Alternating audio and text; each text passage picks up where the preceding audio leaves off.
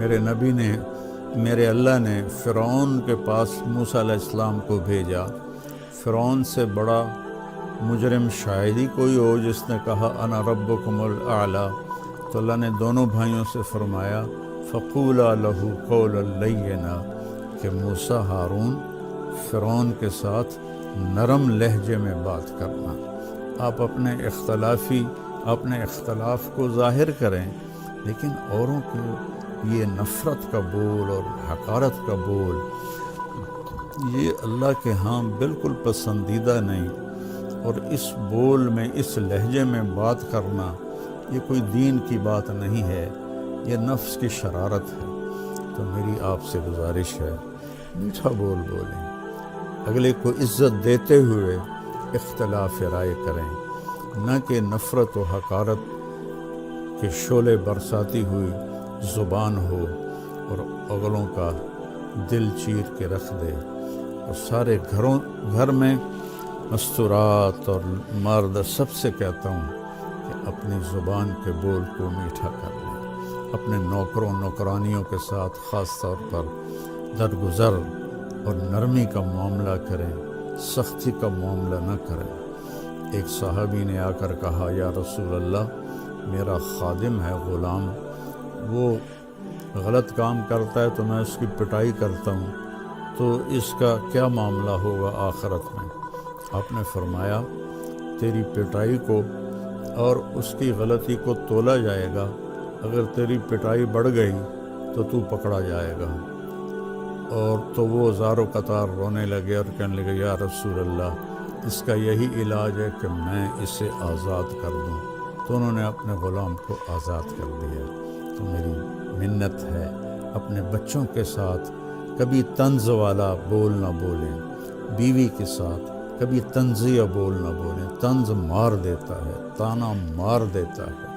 اپنے خامند کے ساتھ کبھی طنزیہ بول نہ بولیں، ماں باپ کے ساتھ خاص طور پر کبھی ایسا بول نہ بولیں کہ ان کے آنسو نکل آئیں یا ان کا دل ٹوٹ جائے۔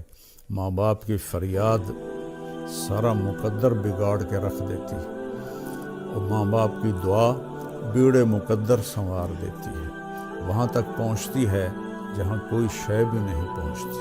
اپنے بہن بھائی، اپنے دوست احباب سب کے ساتھ محبت بھری بات کریں۔ کبھی کوئی ہو جائے بول ایسا انسان ہے تو پھر فوراً معافی مانگ لیں، اس سے معافی مانگ لیں۔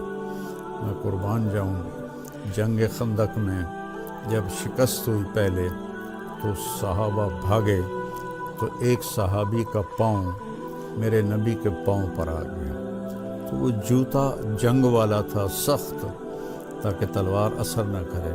تو آپ کے پاؤں پہ وہ اس کا پاؤں آیا تو آپ کو درد ہوا، تو آپ کے ہاتھ میں چھوٹی سی چھڑی تھی، آپ نے اس کو ایسے ماری اور کہا اوجعتنی، تو انہیں مجھے تکلیف پہنچائی۔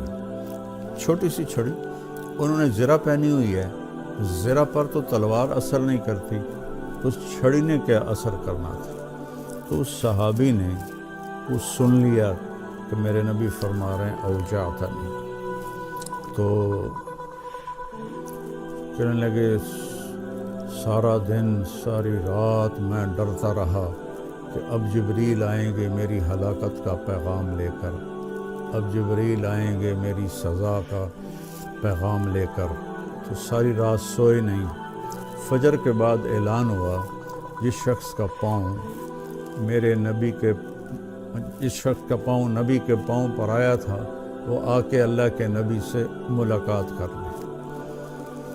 تو وہ کہنے لگے بس ہو گئی نا وہی بات جس کا مجھے ڈر تھا، اب دیکھو پتہ نہیں کیا عذاب کا فیصلہ ہوتا ہے۔ وہ کانپتے ہوئے ڈرتے ہوئے تشریف لائے، تو آپ اسے دیکھ کر مسکرائے اور فرمایا میرے پیارے، کل میں نے تمہیں چھڑی مار دی تھی، میں اس کی آپ سے معافی مانگتا ہوں، اور یہ 100 اونٹ آپ کو اس کے بدلے میں ہدیہ کرتا ہوں۔ یہ میرے نبی کا معاملہ تھا۔ ہم لوگوں کے دل توڑ کر، کفر کے فتوے لگا کر، ایک دوسرے کو کافر کہہ کر، ہم ایسے اپنے غصے کی آگ میں جل بھن رہے ہوتے ہیں تو ہماری بات کہاں اللہ کی بارگاہ میں قبول ہوگی؟ تو بھائیو، اختلاف کے بھی آداب سیکھو، اختلاف رائے کے بھی آداب سیکھو، اور بولنے کے بھی آداب سیکھو کہ ماں باپ سے کیسے بولنا ہے، بیوی سے، بچوں سے، خامن سے، بہن بھائیوں سے، اپنوں سے، غیروں سے کوئی ایسا بول نہ نکلے۔ ابو دجانہ رضی اللہ تعالیٰ عنہ بہت بڑے صحابی ہیں، تو وہ فرمانے لگے ایک دن کہ میں تمہیں بتاؤں، میری بخشش کا سب سے بڑا عمل یہ ہے کہ میری زبان سے کسی کو دکھ نہیں پہنچا اور میرے دل میں کسی کے لیے نفرت نہیں ہے۔ تو یہی دو باتیں سارا معاشرہ اپنا لے، اور خاص طور پر جو ممبروں پر، یوٹیوب پر لوگوں کو دین سنا رہے ہیں، وہ خاص طور پر اس کو اپنائیں، ایک اچھی مثال پیش کریں، ایک اچھی مثال پیش کریں۔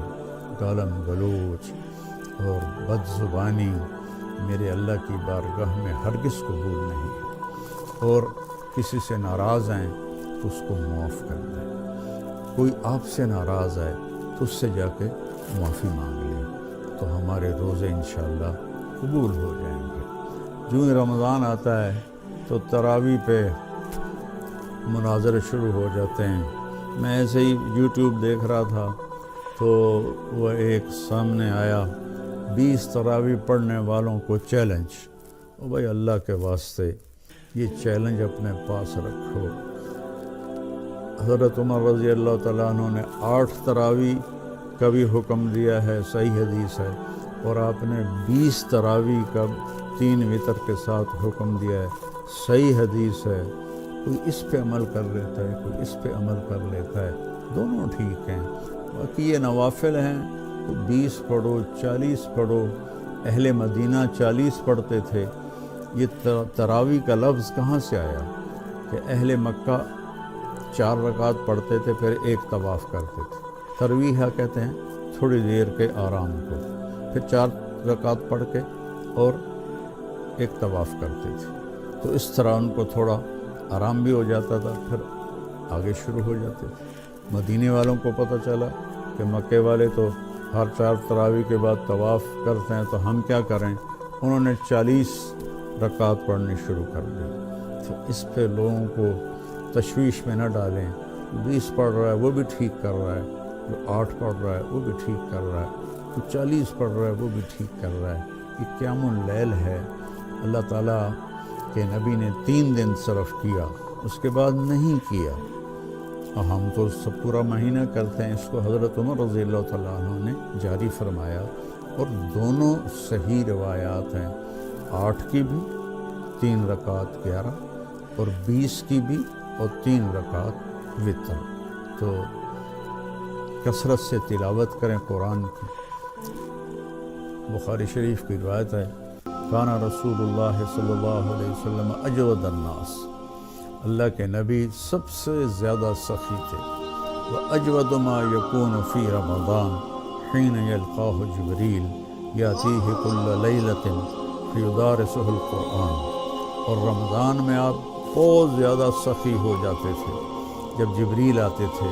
روزانہ رات کو آپ جبریل کے ساتھ قرآن کا دور فرماتے تھے۔ تو یہ واحد نبی ہیں جن کے پاس اتنی کثرت سے جبریل تشریف لائے، ہر رات تشریف لاتے تھے۔ میرے نبی کو 9 رمضان ملے، تو ہر رات کو، اور آخری رمضان میں 2 دفعہ آتے تھے۔ 2 دفعہ قرآن کا دور ہوا آپ کا جبریل کے ساتھ، اور فرمایا ولا رسول اللہ صلی اللہ علیہ وسلم اجود بالخیر من رمضان من الریح المرسلہ، کہ اللہ کے نبی رمضان میں جبریل کے ملنے پر تیز ہوا سے بھی زیادہ آپ کی سخاوت ہوتی تھی۔ تو میں مالداروں سے کہتا ہوں سخی بنیں، صرف زکوٰۃ دے کے مطمئن نہ ہوں، زکوٰۃ سے اوپر بھی خرچ کریں، اللہ آپ کا رزق بڑھائے گا۔ اللہ مجھے آپ کو توفیق نصیب فرمائے۔ السلام علیکم ورحمۃ اللہ وبرکاتہ۔